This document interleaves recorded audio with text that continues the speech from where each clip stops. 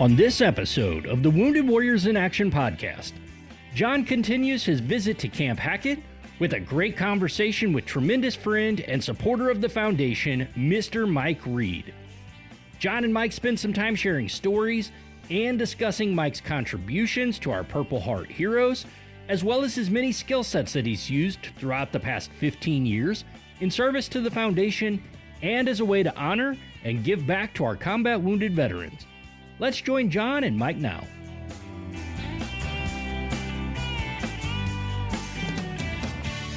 Hi, my name is John McDaniel. I'm the founder and the CEO of the Wounded Warriors in Action Foundation, and this is the WWIA Podcast, Honor, Connect, and Heal. And today, with me in the Northwoods of Wisconsin, I've got a very good friend of mine, Mike Reed, and he's sitting right next to me. We're in the Airstream. This is the first mobile podcast, if you will. We are off the grid. We are at Camp Hackett, and I am proud to introduce Mike Reed. Mike, how are you today? I'm doing good. It's a great day up here. I mean, the sun's out. It's beautiful.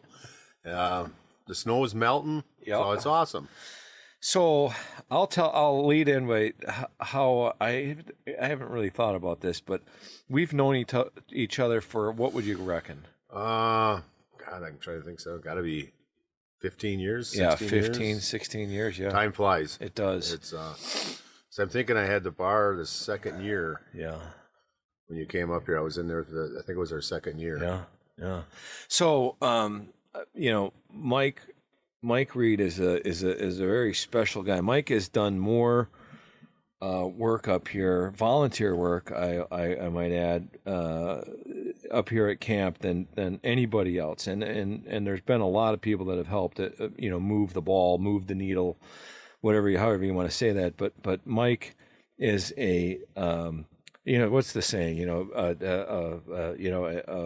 A jack of all trades, master of none. Well, is a jack of all trades and master of many, I guess. I go master and none. I got to stick with that.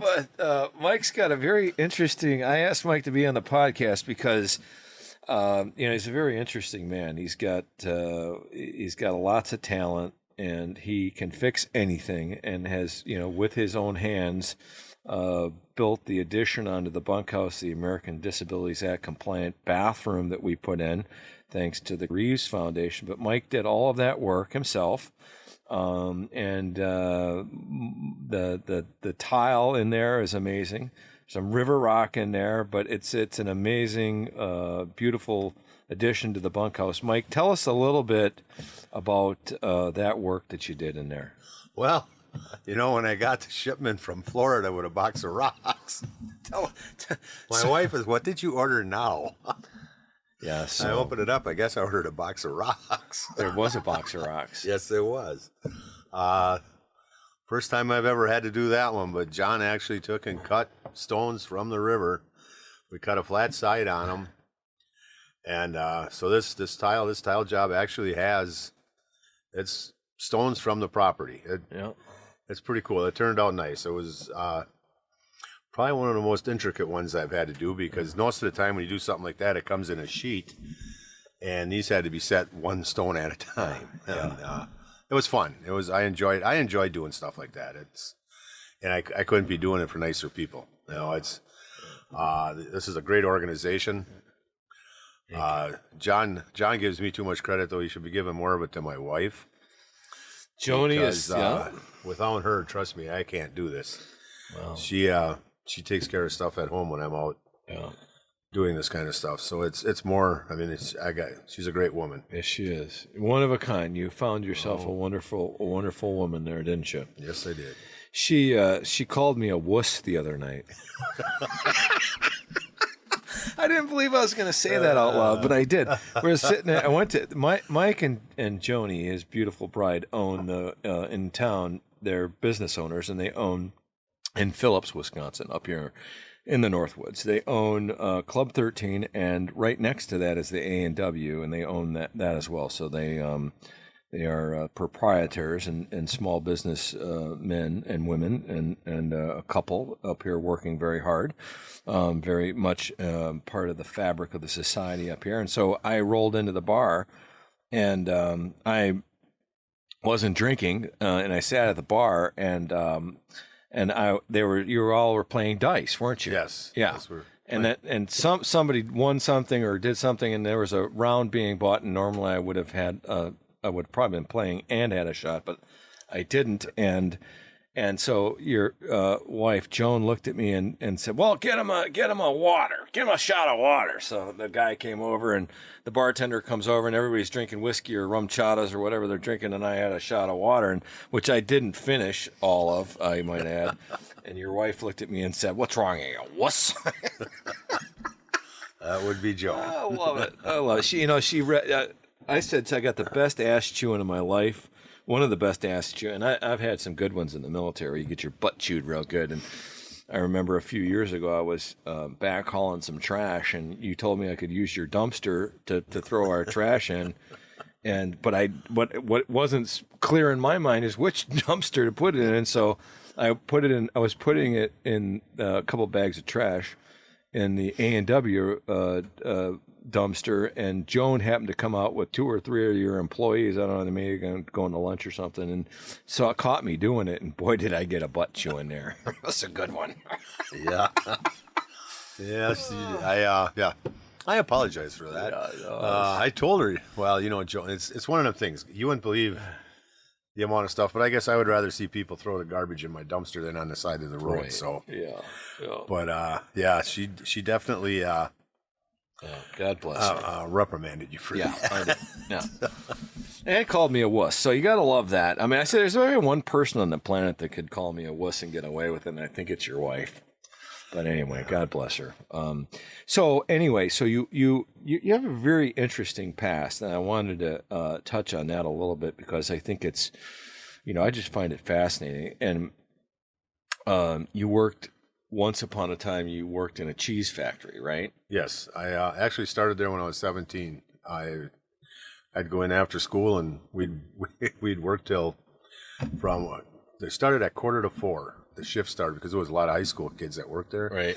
And we'd work till 2, 3 in the morning. And at that time I was in production, and I probably did that for a year or two. And then I went into maintenance. Basically at the end of it, I started working maintenance there, and I worked there 17 years. Where was that, Mike? Marshfield. Okay. And Marshfield, for the folks that don't know, is about how far from Phillips? 80 miles south. Okay. Straight south. All right, so we're in the Northwoods. There's not much between us and the UP of Michigan at this point, or at this, there's woods. Woods. Yeah, that's about it. Couple right. rivers. It ain't much. So okay, so you worked in a cheese factory. What goes on in a cheese factory? Well, they're making cheese. We're making cheese. And a lot of maintenance. A lot of maintenance. And so that's where you learned all these how to fix things. I learned a lot of it. I still think, like I said the other day, I learned a lot of things I know how to do from just watching my grandpa. Yeah. Watching my dad. It's like I said, you sitting there, you're holding a light, and pretty soon you get one upside the head. Who needs to see that, me or you? It's like, and you just, it's amazing what you can learn if you allow yourself to.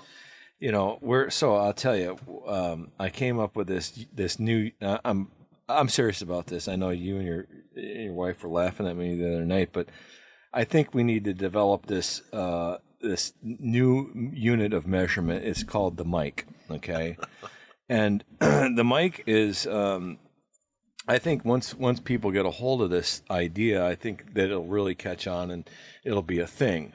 People will refer to it as the mic, like on the mic scale. What? And I'll explain it. I've been thinking about it because it's a unit of measurement, the mic is, and there's two parts to it. And the scale is on a scale of 1 to 10, 1 being low, 10 being high, but there's 2 measurements. So it's 10 would be the best you could get. And the first measurement, the first 10 has to do with the difficulty of the job. Okay. So, like for example, we're out there, I came in on Monday was it Sunday or Monday? I came in on Monday. On Tuesday, you're out here, and we're putting the tracks on the Argo. Okay, for those that don't know, an Argo is a 6-wheeled vehicle, all-terrain, amphibious. It's a small tank, basically, and we own one, and we use it for the foundation as a mobility device. Like I said, it's amphibious. It goes through it just about any kind of terrain. The only thing it won't do is knock over big trees. It's just a monster. And anyway, it came with these tracks, so you could put the tracks on the wheels, but the tracks had been removed a few years ago. And so with all this snow, I said to Mike before I got up here, we should probably think about putting those tracks back on the Argo so I can get back there and do my thing. There's 3-4 foot of snow. It's the only thing we have that'll do it. And so Mike came out here and plowed this whole pad here. Right? I mean, I don't know, how long did that take you to do? I was out here probably 3 hours. Okay. I mean, it's moving snow for 3 hours. Snow. Got stuck a couple times. Donnie had to come out and pull you out. Yeah, I actually had a friend of mine follow me out, Donnie Hansen, who also owns a business in town, and he just, when I got stuck, he pulled me back, and then I'd go till I got stuck again, and he'd pull me back, and until we got in here and got to the tractor. And once I started using the tractor, then it was much easier. So part of that was those tracks were at the side of of one of the buildings we have, and they were frozen in like 6 inches of ice. So those had to be extracted. So he spent like a day getting the tracks out, and then they had to get put on Argo, right? And so here I am like a hog, looking at a wristwatch. How in the world are we going to do this? I think we have all the parts. I didn't put them on. I didn't take them off. I don't have any idea. And so, but Mike's here. So I'm like, if Mike can't fix it, it can't be fixed. So we get these tracks unthawed finally, and we get them laid out, and we roll the Argo on top of them. We're going to put these tracks, these huge rubber, what are they, probably 15 feet long, 20 feet long? I'd say, probably 15 Yeah, feet. 15 feet long. They probably weigh 150 pounds. I mean, they're huge. Yeah, and they got to get put on. And so there's a pin system, and we can't get the thing tight enough. And Mike's like, I think just let's get a ratchet, So he gets a strap ratchet, and he, MacGyver's this thing. And the next thing you know, within an hour, we got the tracks on there. And all I'm saying is that, if you're a novice, I'm not, I can do a lot of things, but I didn't never put the tracks on. I didn't take them off. I think I probably could have taken them off because that's not very hard. But putting them back on in the middle of the winter after they've been frozen in ice, and then to come up with a way of actually making it happen with a ratchet system, which you did. That's really impressive to me. And that's just one small thing. You didn't even think about it, but I could have looked at it for 2 or 3 hours and never figured it out. I don't know. It wasn't that. I know. See, that's where you go back to the mic. You go, okay. So for me, that task, I was thinking about it. That task for me alone, if you say you got to put these tracks on this thing, I'd have been like, okay, on a scale of 1 to 10, how difficult is this going to be? I'm thinking it's about an 8. You're probably thinking it's about a 5. I'm going a little lower. Yeah, like a 5. I'm not going lower than that yet. It wasn't that. Right. So, but I guess so. Part of the measurement has to do with who has to perform the task. Because if you have the skill set, it's probably a 5. And if you don't have the skill set, it might be an 8. But anyway, the other side of the equation on the mic is not how difficult the task is, but how well it's performed. So if it's super difficult and it's performed to a very high standard, it's a 10-10. That's the standard for the mic, a 10-10. And I think, Mike, I'm just submitting to you and did the other night that, you are a 10-10. You fix just about anything. And it doesn't matter what it is. And I give you the thermocoupler and the, the water heater, or the tile in the bathroom. I mean, you're always out here doing something, that is complicated and requires a certain skill set, and you seem to have all of them. And I just think it's really impressive, and I admire that. And I want to thank you, publicly for all that you do. Well, thank you. Sometimes it's more about getting a hold of somebody that. If you don't have the knowledge, I gotta have people I can call. Yeah, and that's what can't you do? I mean, that's what I want to know. Give me an example of something that you actually had to. Refrigeration. Okay. I don't have the tools. All right. See, there you go. Or the knowledge. Refrigeration. I got to get somebody. Well, you said to me, "Oh, here's another good example." I'll tell you. I got 2. I got more than 2, but the 2 that just happened that came off the top of my head was, he comes out here before I arrive, to move the snow, okay, so that I can come in here and do my thing, open up camp, which is amazing to me that he would do that for starters. But he gets on the tractor. So we won this Boomer 30 New Holland tractor a few years ago in a national contest. We won a 5-year free lease, and after the lease, the foundation did. After the lease, they asked if I wanted to buy it, and I said yes, of course, because it's a great little tractor. So Mike comes out here, gets stuck 4 times. Donnie pulls him out, and he's, then he gets the tractor. This tractor's got a good bucket on it, and he's moving all this snow, and it's heavy. And there's a lot. The 40, where the bunkhouse is and the trailer. There's just a lot of things that have to, a lot of snow out here. It's a pretty good sized space, like a big parking lot, right? And so he gets on the tractor, but the tractor won't stay started. It won't keep running. And because there's a sensor on the seat, apparently, right? Yep. And if you're not sitting on it, it shuts off. And it was so cold that it didn't sense that you were sitting on it, so you couldn't get the tractor to work. And what you did was you told me on the phone you jumpered it. Yeah. Okay. He goes, he told me the problem. Yeah. I talked to Lulich, and Lulich said, this is a tractor guy in town that sells implements and tractors. And I talked to Lulich, and he says, yeah, those sensors go bad sometimes. And so I just jumpered it. I just jumped it over. He says to me, and I go, oh, okay. And I was pretending like I knew what you were talking about. I said, okay. And I later called Arthur. I talked to Arthur again here.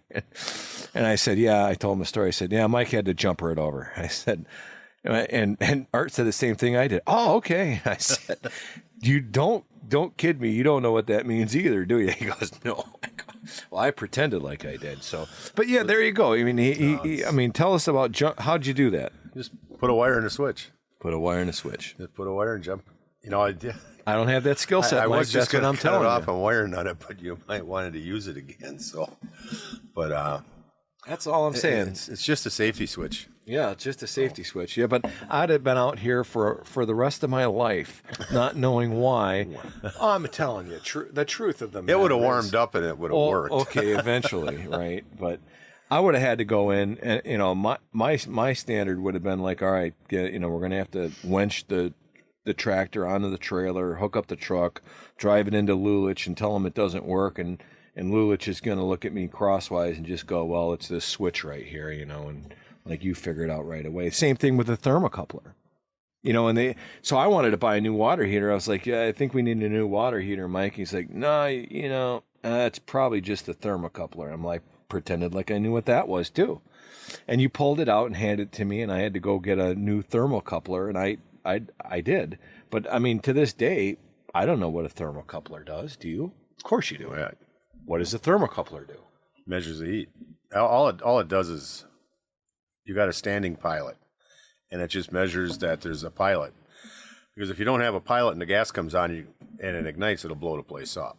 So a thermocouple, if it's not, it just sends a small amount of electricity back to the gas valve that says, yes, there's a pilot, so that when the gas valve opens, it'll light. That's what it does. See, yeah, that's what I'm talking about. It's a measure of it's a unit of measurement. It's called the mic, ladies and gentlemen. The mic. It's a 1010. So anyway, you could have think about it this way. Like I was out there digging a ditch, literally just yesterday, a drainage ditch with a shovel. Now on a scale of 1 to 10, in terms of difficulty, digging a ditch is probably a 1 or a 2. Maybe depends on who you are and what's going on, yeah. And the ditch. Okay, but it's a low number. I admit to that. I'm all over 1s and 2s like that, no problem. But you could do that really, really well, and you'd be a 210. You see? There you go. Okay. Or see what I'm saying? But if we don't call Mike for 210s. Okay, when the mic comes out, you need a 10-10 answer. Anyway, even a 9-10, or a 10-9, it's how this thing works. I think we should get that into Wikipedia. The mic, unit of measurement. Credit, yeah. Anyway, I like it. So anyway, you Mike, you not only did you work in a cheese factory, you also own. I learned this the other day, I guess I learned it last year, but I brought it back up. You also owned a mill. Yes, I had a sawmill for maybe a year and a half, 2 years. My wife would not go in it. She just refused. She said it did something to her hair. Yeah, the sawdust. I love that. I did not keep it very long. My father-in-law, who's a very wise man, told me once, do not buy a business your wife can't run, and he's correct. So we sold that. I kind of miss it some days because I had all the lumber I wanted then. Yeah. But yeah, it was time for it to go. So I mean, what did you? I just I said to Joan, we were at the bar, and I said, and you never went in there. Nope. I said you weren't even mildly curious as to what was happening inside of that building. Nope. I said you couldn't have kept me out of there. Like, right? I mean, it's a sawmill. I gotta know what's going on inside. I want to learn how it works. No, she did not. It was basically a one-man operation. It was a bandsaw mill. Mm-hmm. So, and I had a contract that I had with Norco Windows that I sawed lumber for them, and then I had a kiln where I dry lumber, make paneling, flooring. I had flooring heads where I could make flooring. Like I said, sometimes I miss it, but that was tough. It was tough to if you wanted to leave, to try to find somebody that wasn't standing in a pile of sawdust smoking a cigarette as soon as you turned your back. But I enjoyed it. Yeah, it was fun while it lasted. Speaking of sawmilling, we had that blowdown last summer. There was a storm, big storm, and it blew down a bunch of those white spruces out there, and we had I had one of the local guys come and help us out with that, and I thought, I got to do something with that. I mean, those are phenomenal trees, and they're probably 60, 70, 80 years old. I think we lost 5 or 6 of them.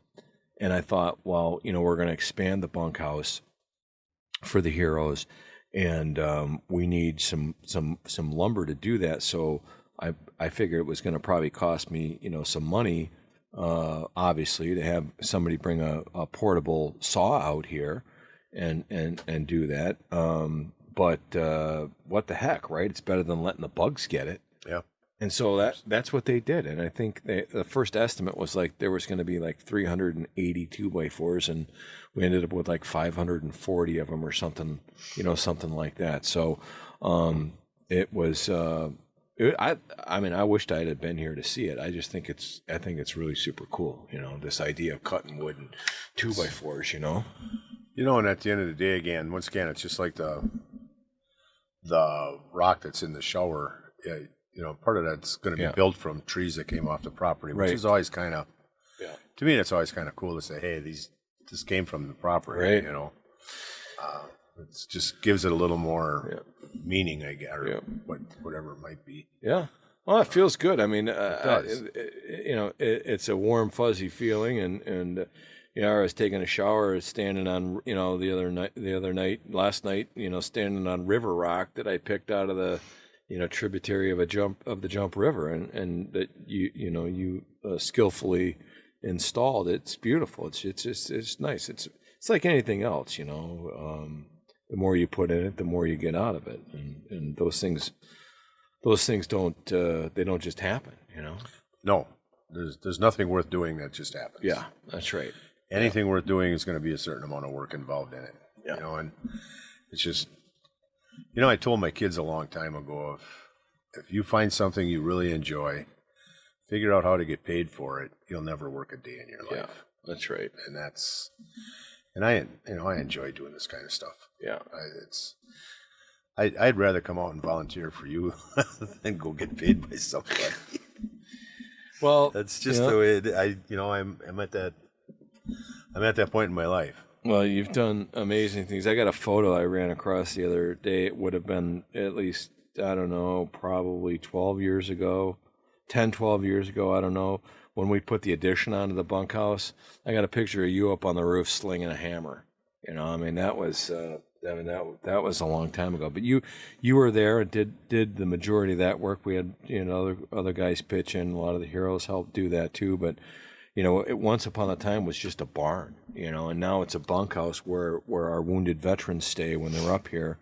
And, we're trying to get it so that we can have our very severely injured, our spinal cord, the guys that have spinal cord issues and living with, paralysis. The first step was getting a bathroom that you could get a wheelchair in.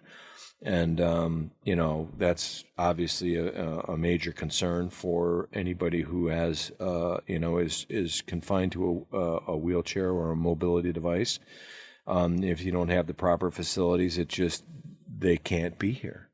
And so I wanted to, I want to make sure that, we send a very clear message throughout the foundation that this is important to be able to do that. Right now, we don't have a facility, and we have 35 missions, almost 50 missions in 35 different states, and we don't have an American Disabilities Act compliant facility, because most of the people are like, I am or was, just wanting to help wounded veterans, but not, really thinking through a lot of it. And granted, the wheelchair population is it's a small percentage of our combat wounded, but in my opinion, it's probably the most important, if not the most important segment. I mean, for crying out loud, they'll never walk again.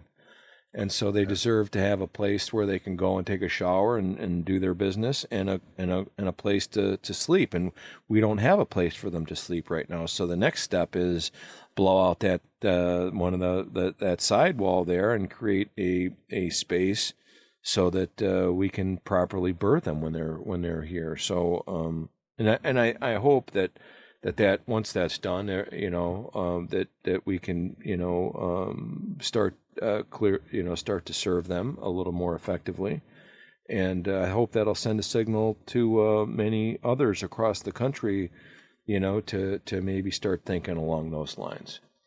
Well, and I personally, I think we could get that done this summer. Really? Well, I don't know why not. I mean, I don't know what the funding is on that, but I know I can find volunteers to come out here and start putting it together. And, we can do it. Don't let think that wood'll be dry by then. If it's in a kiln now? Yeah, if it's in a kiln, that's probably dry now. Really? Okay. It don't have to go in it. Don't if he's kiln drying it. Typically, it depends, but you're probably a week or two is all it's really takes in a kiln, depending upon what kind of kiln it is. Sometimes it's even less than that.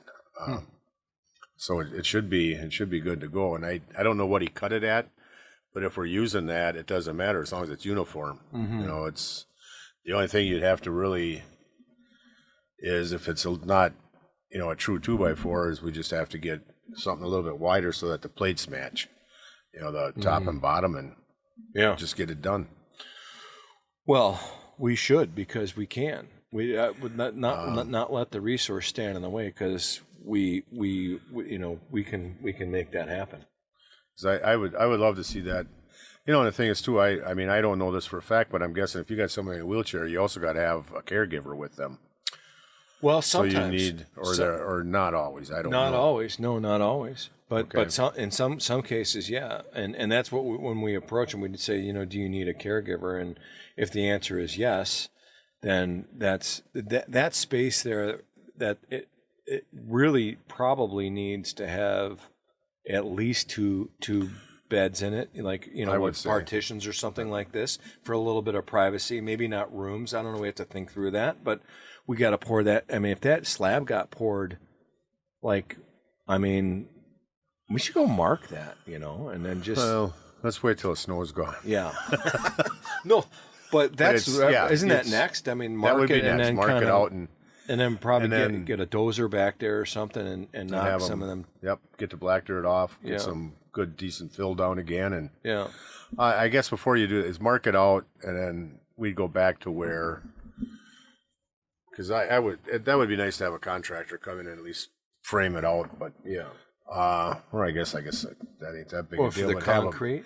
Have them. Well, the concrete, and then draw up a plan. You got to have a plan Yeah. on what you're going to do with it. Put something to scale.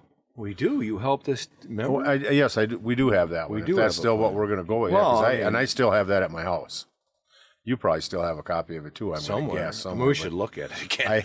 I know where mine is. It's on my desk. It only got rejected by like 3 or 4 different grant proposals that we made. Knock, knock, knock. Okay.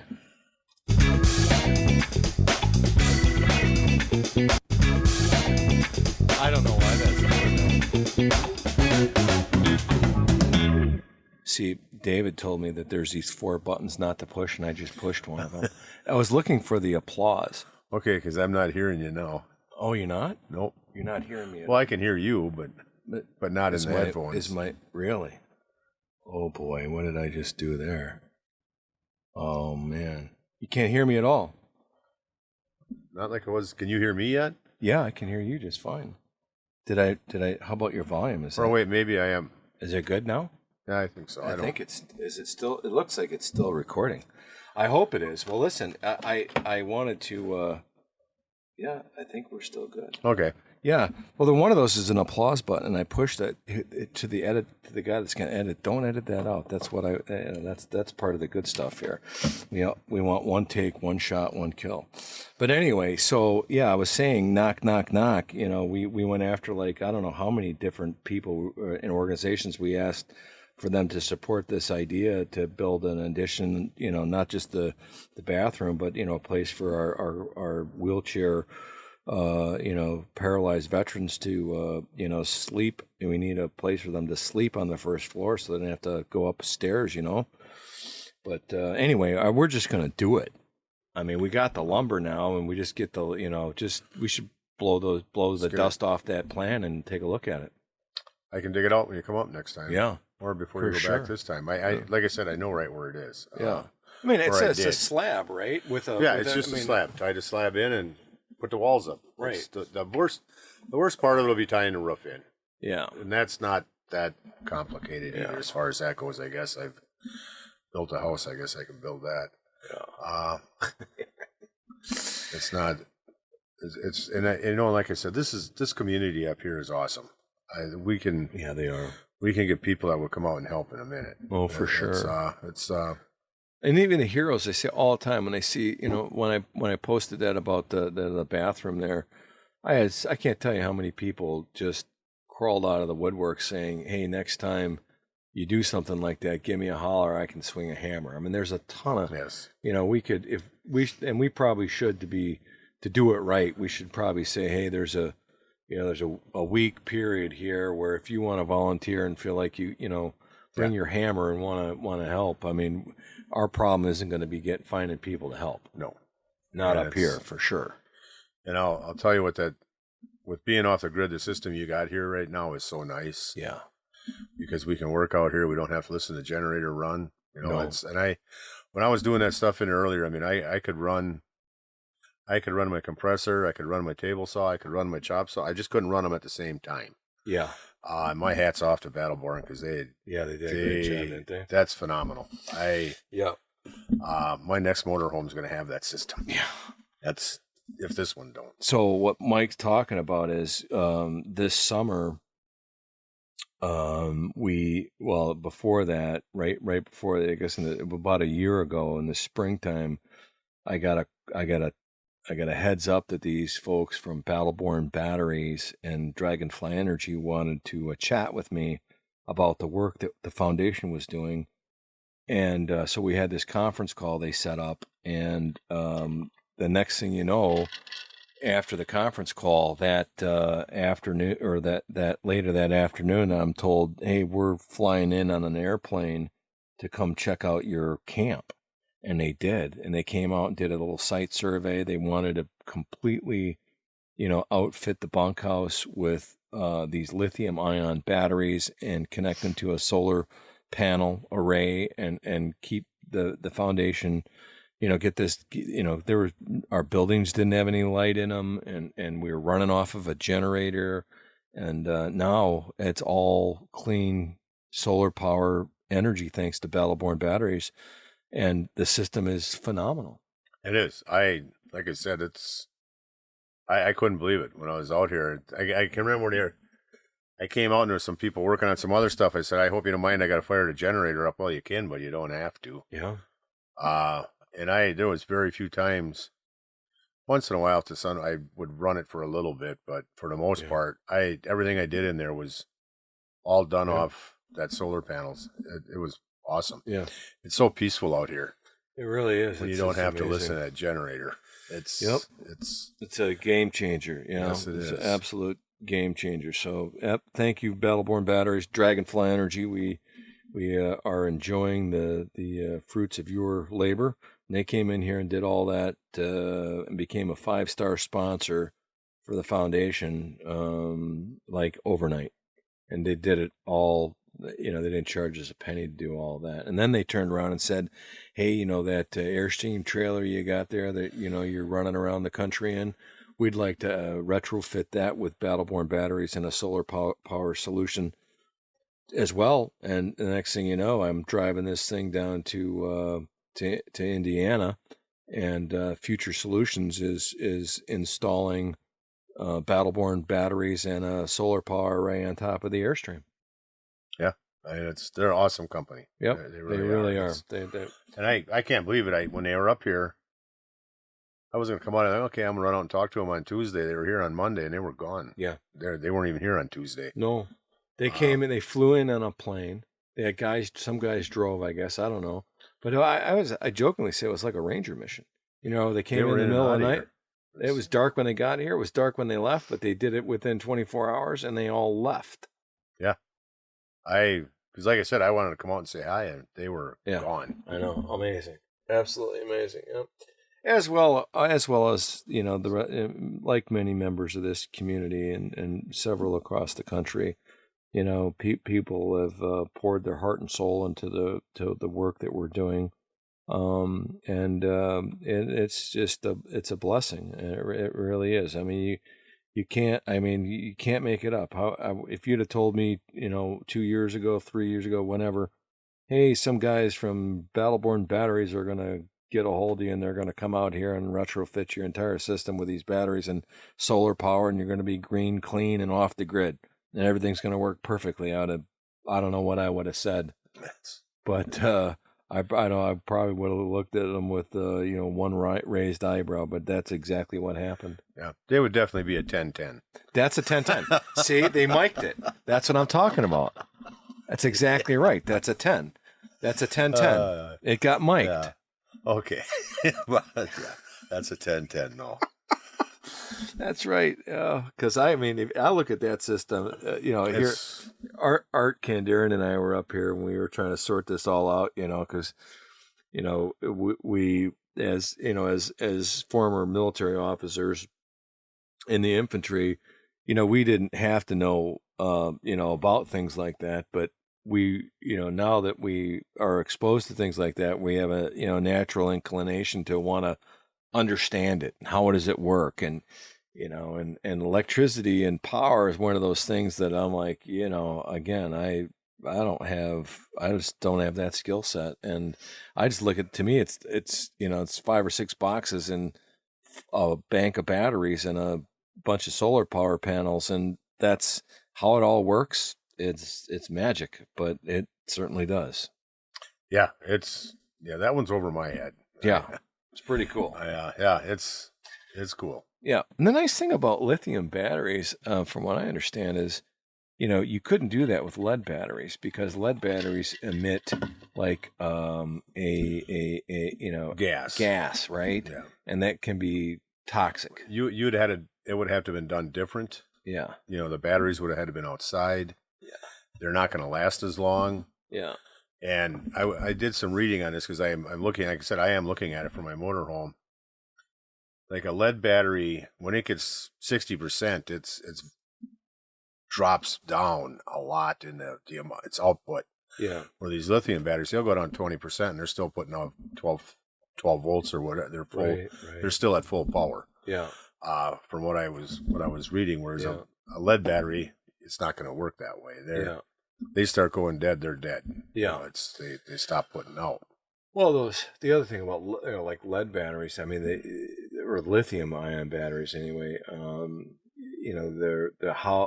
They're not suited. There's certain things they're not suited for. They're not designed to do like cranking power right now. I mean, it's not. It's perfect for a home, as a bunkhouse, an RV.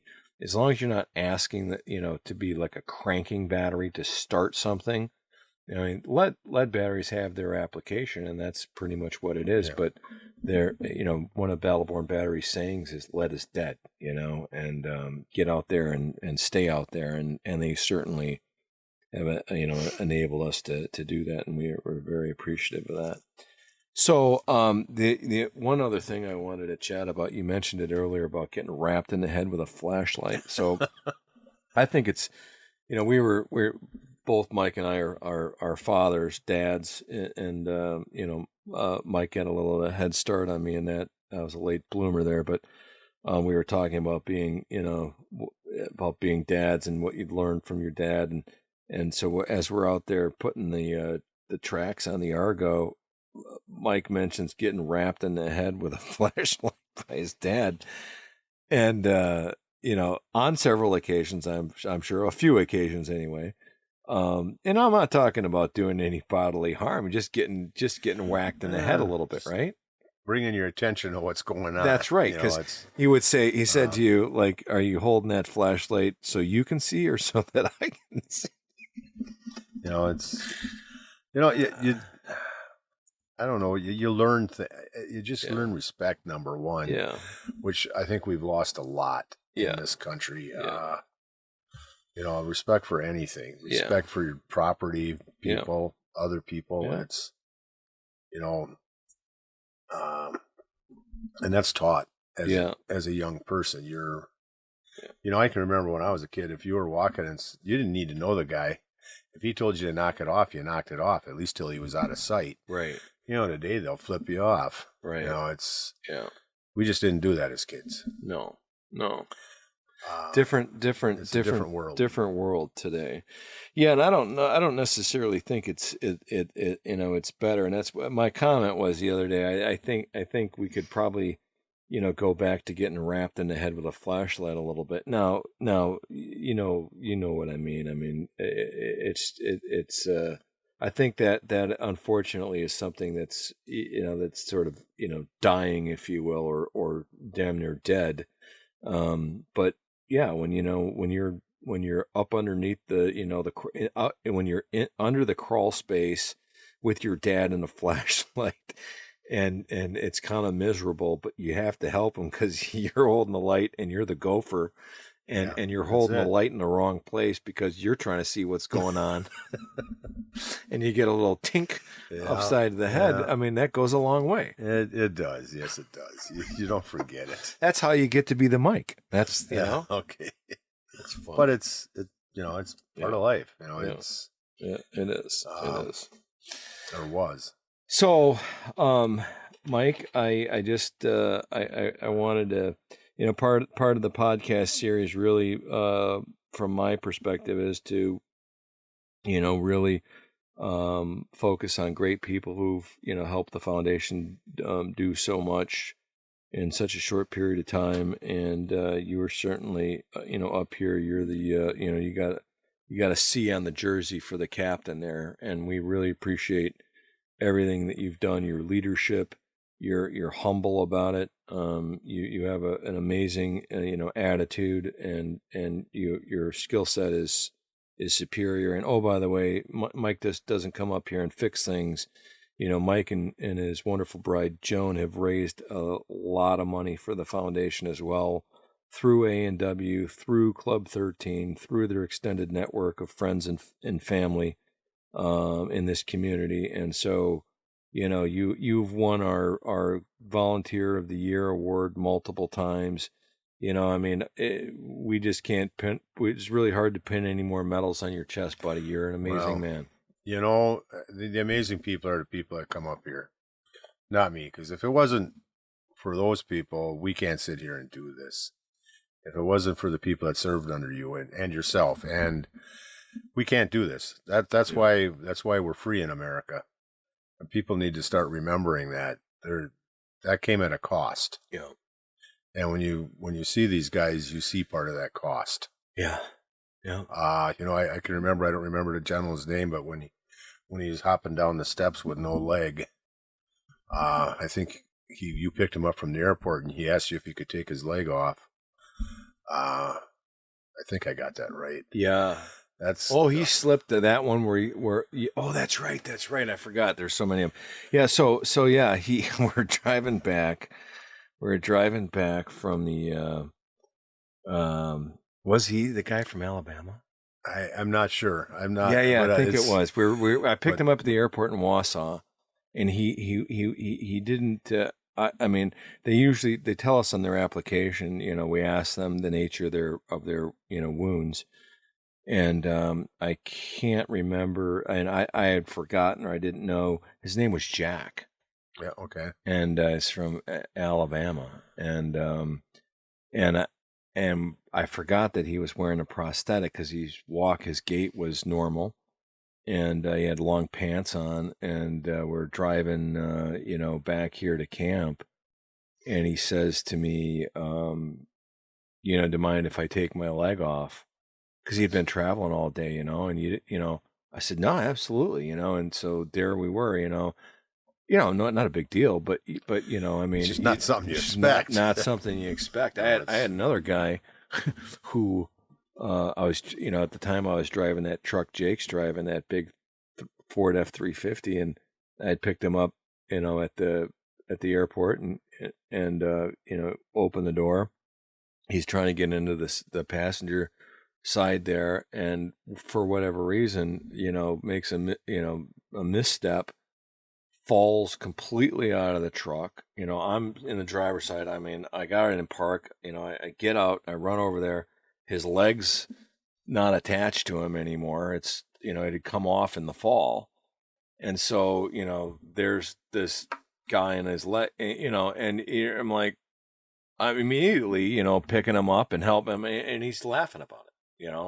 That's the thing is, I mean, it's just, it's I don't know what to say about it, but it's humble. It's a very humbling experience. It is. Like I said, they're the people that deserve the credit. That's why I do it. That's why I do my way of saying thank you. Yeah, because I never served in the military, and sometimes I feel bad about that, but it's my way of saying thank you. Yeah. Well, I've said forever, to that is because I hear that a lot, guys say, they never served and they feel bad about it. But, it's always guys like you who've given above and beyond. And I'll tell you that the work that you're doing now to support the foundation, I'm certain is more important than whatever you would have done if you were wearing a uniform. And I mean that with my whole heart, because I can tell you the work that I'm doing now and have been doing for the last 16 years with the foundation is more important than what I was doing when I was wearing a uniform. And I mean that with all very sincerely. So this is just very powerful work, and you're certainly, paying it forward and have done an amazing job, and we're very, very thankful. And it's your attitude, Mike. You've just got an amazing attitude too. And that's, to me, that's very valuable and very rare to have somebody with your skill set, your attitude, your perspective, work ethic, et cetera, means, and to be humble in throughout all of it is really something special. And I just want to thank you for everything you've done. And it's great. I want to thank you. So that's where we're at. All right. It's because I do. It's what you do out here is awesome. Yeah, well, it really is, and not only here. You're doing it all across the country.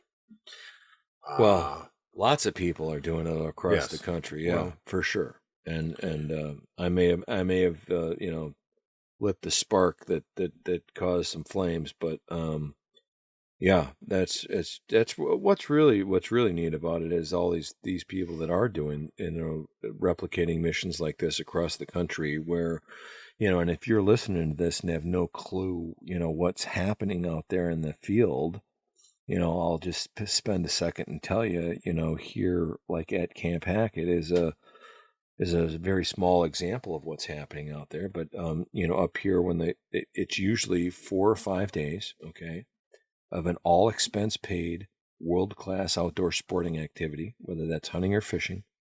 And we operate in small groups, usually no more than 5 or 6, always led by one of our trained and certified guides who happen to be Purple Heart recipients. And yes, that's who we serve, the combat wounded Purple Hearts, regardless of the era of their conflict. So it could have been wounded, and we used to serve Vietnam. Well, we still serve a lot of Vietnam guys, but we used to serve we've even served some Korean and World War II guys. And if you had a Purple Heart, that's all that matters. And so, this idea of honor, connect, and heal, bring them together, these great Americans who bled for our country in the boots that they were issued, connect them with each other, connect them with great communities and people who care, and get them in the outdoors, and through that process, there's a lot of healing that happens, and on a lot of levels. It's not just the healing that happens within the heroes. Is if you read those testimonials, you go to the website, under the About tab, you can see where you have testimonials, and you can click on there. There's over 900 of them. First-person testimonials from all the heroes we've served over the years, and they all have a common thread. And that's just basically thank you. Thank you for what you've done for me. I would have never thought that people would have opened their, arms and their homes and provided of their resource to allow us to go and fish for muskie or hunt for, ruffed grouse or whitetail or bear. Doesn't matter, but they just want to feel like what they did was valued, by somebody. And it's been, I think the foundation has been a beacon in that regard, because there's been, I think the sportsmen are very special people, and they're very patriotic. And so, they're pouring their heart and soul into this mission. And we've created a lot of safe and wonderful space for our combat wounded all across the country. And it's amazing. And Mike, you're the centerpiece to the chessboard up here, and, we really appreciate all you've done. And, it's great having you on the program here. Thank you. But I don't do it by myself though. Yeah. I get help. Yeah. So it's like I said, it's a worthy cause. Yeah. If anybody out there, just like you said, go to their website. It's a worthy cause. It's worth giving something to. Yeah. Whether it be time or whatever it might be. But I know when we were just sitting here, we were talking about the bunkhouse when I first started, but when we put the heat in, I was out here with a heating contractor, and we're standing there, and you had the old heaters in there, with the propane tanks. Oh yeah. I looked at Donnie and I said, "These guys made it through the war, and now they're going to die of asphyxiation." Right? We got to do something. And we actually got one of the companies to donate that furnace, which has been working great. It's a great furnace. It sure is. And nobody's going to asphyxiate from it. Yeah. Is that serious? When I looked at that, I'm like, oh, this ain't right. No, that's true. Well, we were kind of on a shoestring, man, and we were out here. I mean, hey, it was rough, that's for sure. And some people would come out here and still say it's rough, but it's really kind of like a home away from home for me. That's why, I come up here as often as I do. Leaders need, healing time and space as well. I mean, as you know, and this has been a sanctuary for me. And, I come up here to get right with the world and to do some work and prep for the fall. Obviously there's a ton of work to do out here, but it's really neat. And when I don't have to focus on the systems, and worrying about if this is working and that's working and how to fix this, I mean, there's still always going to be a little of that. But when my attention is freed from a lot of that, it allows me to do the kind of leadership things that I need to do to help advance the mission. And so, you have, what you probably don't realize, Mike, is that all the work that you've done to, get things to where they are today has allowed me a ton of freedom of action. Okay, as the key, as the principal leader of the organization, you've freed up my time to focus on things that are important to me, and hopefully have a broader reach or impact within the organization. So that's just one of those additional benefits, I suppose, of having you on the team, and it's much appreciated. Again, thank you. Like I said, I just appreciate everything you guys have done for me. So. And the sun is setting, and here at Camp Hackett, and so I think we're going to roll this up, and we appreciate everybody tuning in, and that's all from Camp Hackett with myself and Mike Reed. Have a great night. To learn more about the mission of the Wounded Warriors in Action Foundation and how you can get involved, please visit our website at WWIAF.org or follow our social media pages on Facebook, Instagram, Twitter, and LinkedIn. Thank you for listening to the WWIA Podcast and for helping us honor, connect, and heal our combat wounded Purple Heart heroes through the power of the great outdoors.